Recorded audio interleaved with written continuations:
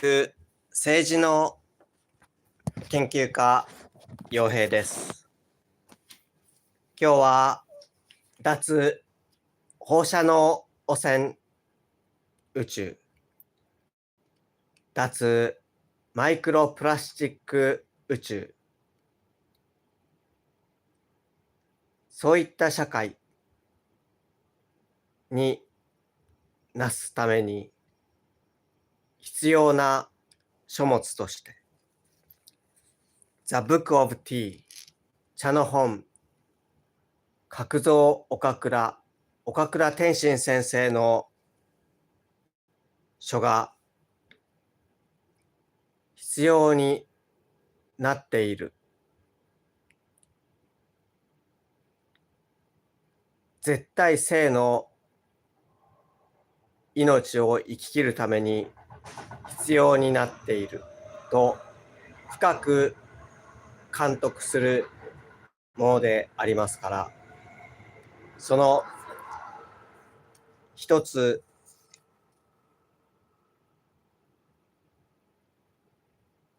Tマスターズの項目を今日はライブ配信いたしたいと思います。The Book of Tea Chapter 7 Tea Masters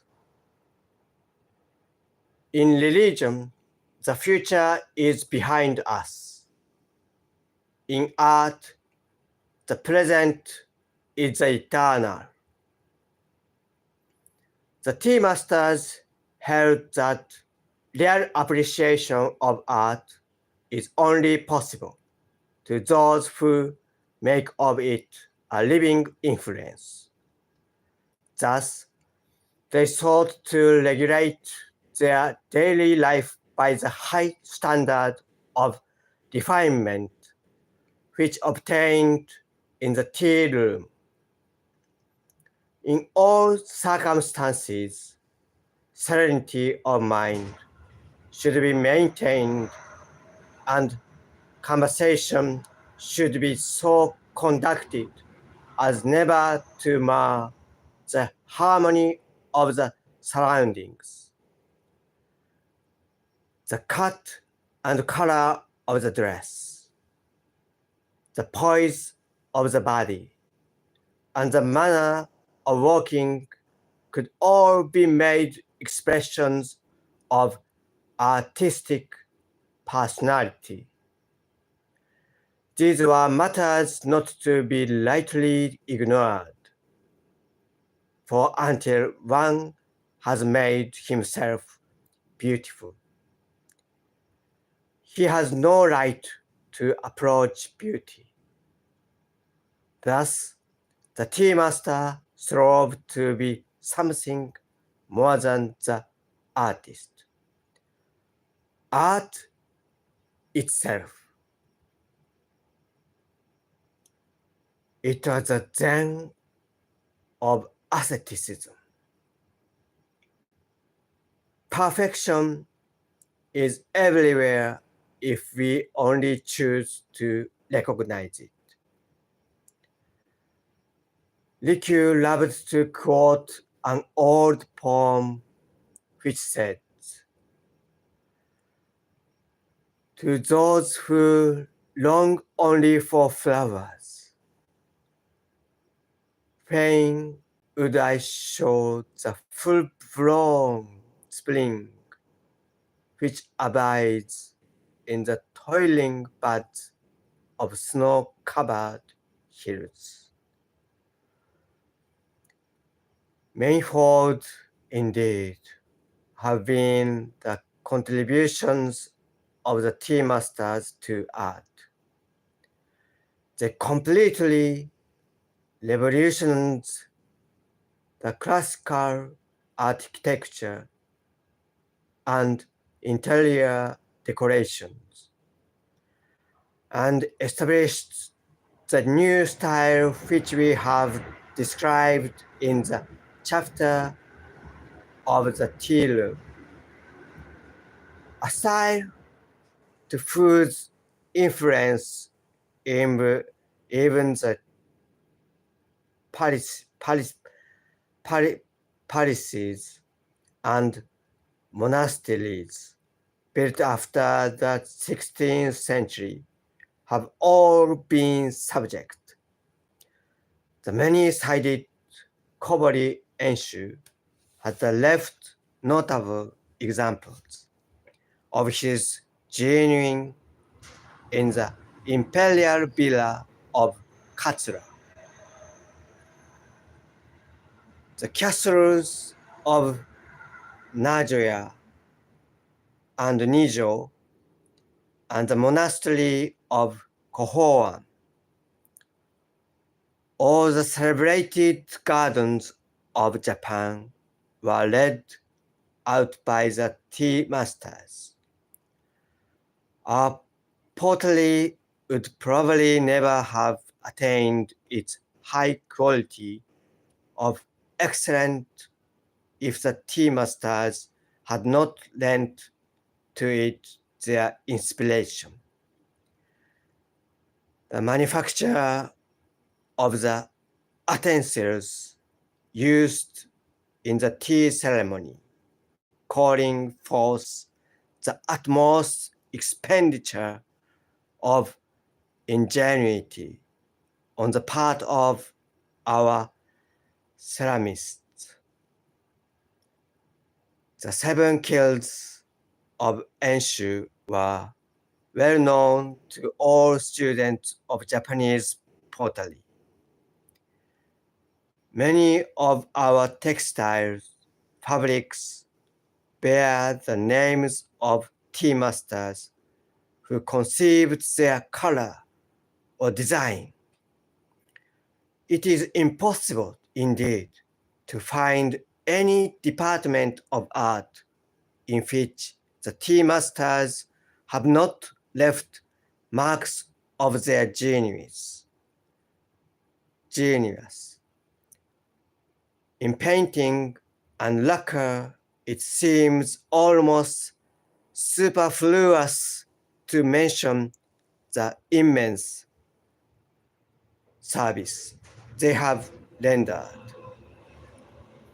One of the greatest schools of paintings owes its origin to the tea master Honami Koetsu, famed also as a lacquer artist and potter.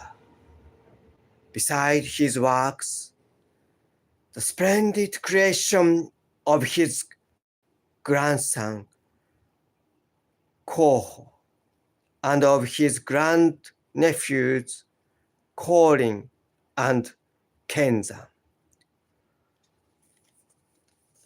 almost fall into the shade.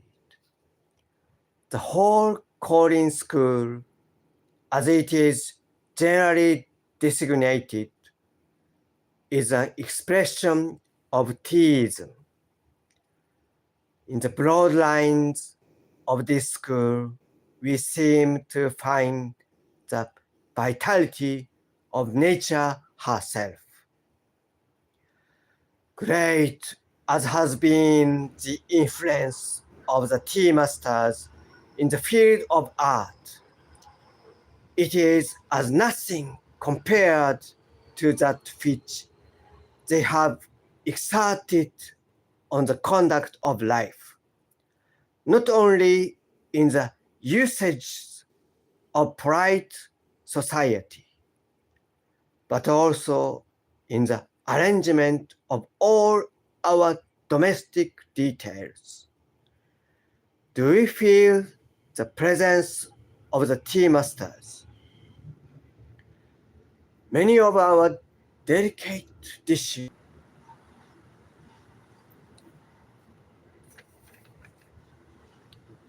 ちょっと飛びましたね。ちょっと遡って読ませていただきます。Great has been the influence of the tea masters in the field of art. it is as nothing compared to that which they have exerted on the conduct of life, not only in the usages of polite society, but also in the arrangement of all our domestic details. Do we feel the presence of the tea masters? Many of our delicate dishes, as well as our way of serving food, are their inventions. They have taught us to dress only in garments of sober colors. They have instructed us in the proper spirit in which to approach flowers. They have given emphasis to our natural love of simplicity and shown us the beauty of humility. In fact, through their teachings, tea has entered the life of the people. Those of us who know not the secret of properly regulating our own existence on this tumultuous sea of foolish troubles, which we call life, are constantly in a state of misery while vainly trying to appear happy and contented. We stagger in the attempt to keep our moral equilibrium and see forerunners of the tempest in every cloud that floats on the horizon. Yet there is joy and beauty in the roar of the billows as they sweep outward toward eternity. Why not enter into their spirit, or like rests ride upon the hurricane itself? He only who has lived with the beautiful can die beautiful. The last moments of the great tea masters were as full of exquisite refinement as had been their lives, seeking always to be in harmony with the great rhythm of the universe. They were ever prepared to enter the unknown. The last tea of Rikyū will stand forth forever as the acme of tragic grandeur. Long had been the friendship between Rikyū and the Taiko Hideyoshi, and high the estimation in which the great warrior held the tea master. But the friendship of despot is ever a dangerous honor. It was an edge life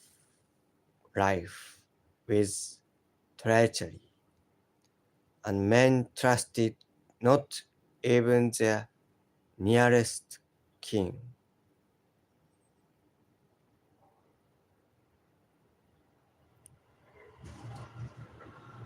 Rikyū was no servile courtier, and had often dared to differ in argument with his fierce patron, taking advantage of the coldness which had for some time existed between the Taiko and Rikyū. The enemies of the latter accused him of being implicated in a conspiracy to poison the despot. It was whispered to Hideyoshi that the fatal potion was to be administered to him with a cup of the green beverage prepared by the tea master. With Hideyoshi's suspicion was sufficient ground for instant execution, and there was no appeal from the will of the angry ruler. One privilege alone was granted to the condemned, the honor of dying by his own hand.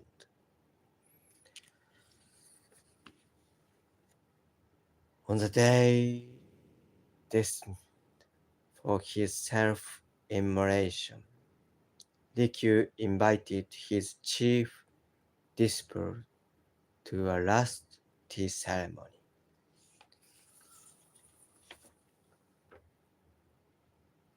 Monthly at the appointed time, the guests met at the portico.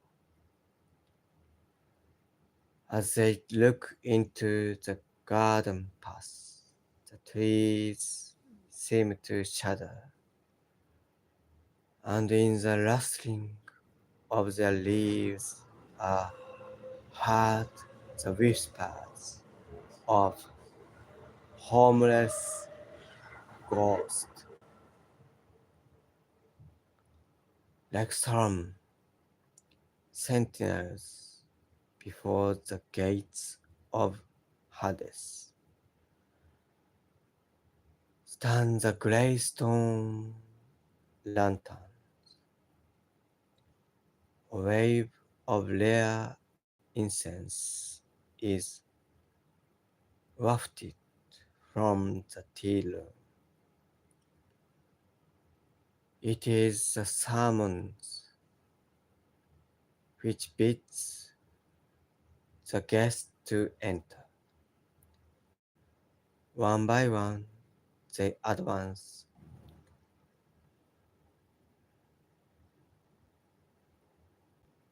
In the tokonoma hangs a kakemono, a wonderful writing by an ancient monk dealing with the evanescence of all earthly things. The singing kettle, as it boils over the brazier, sounds like some cicada pouring forth his words to departing summer. Soon the host enters the room. Each in turn is served with tea, and each in turn silently drains his cup. The host, last of all, according to established etiquette, the chief guest now asks permission to examine the tea equipage. Rikyu places the various articles before them with the kakemono. After all have expressed admiration of their beauty, Rikyu presents one of them to each of the assembled company. as a souvenir. The ball alone he keeps.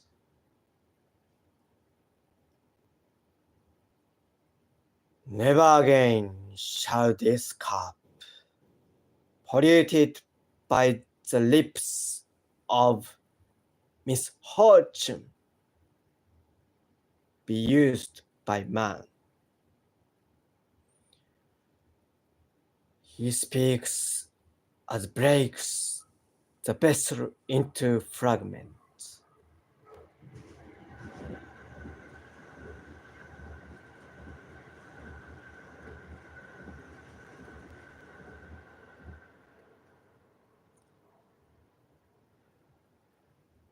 The ceremony is over.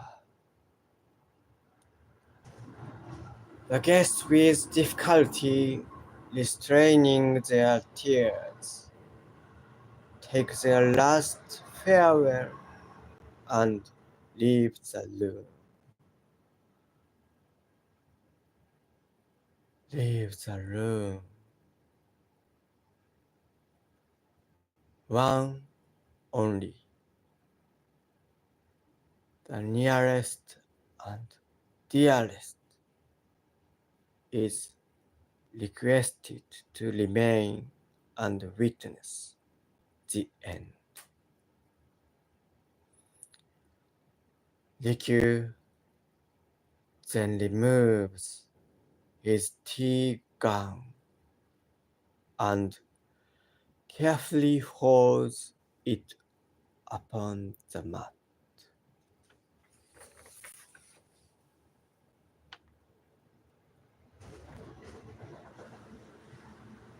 Thereby disclosing the immaculate white death robe which it had hitherto concealed. Tenderly he gazed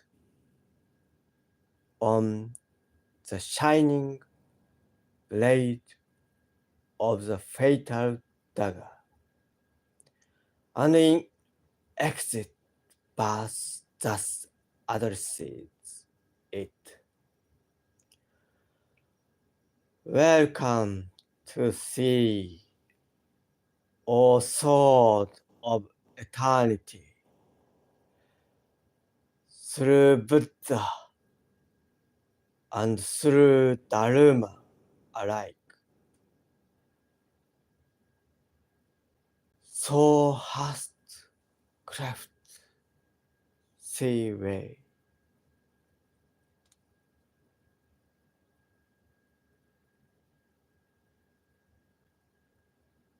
With a smile upon his face, Rikyu passed forth into the unknown.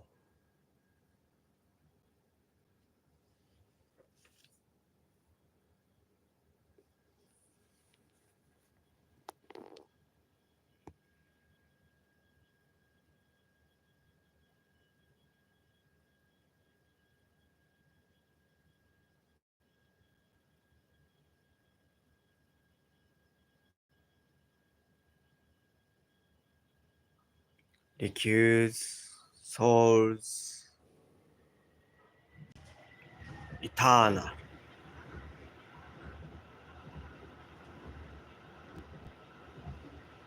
Now Rikyu's soul